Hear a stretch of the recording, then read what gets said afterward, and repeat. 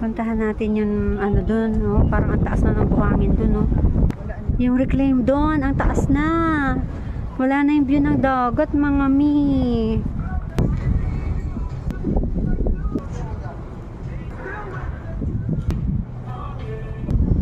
Alas 4 na ngayon, dapat ito bukas na to eh. Kaso ganyan, may bagyo kasi daw. Nakatupi pa ang mga upuan. Ayan, basa. Nakakasad naman. Nakakasad oh, kasi oh, ayan na lang siya. Ang taas na ng buhangin. Dati, dagat pa yan eh. Oh, ang taas oh, mas mata.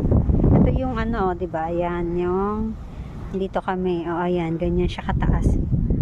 Grabe. Wala na yung view ng dagat.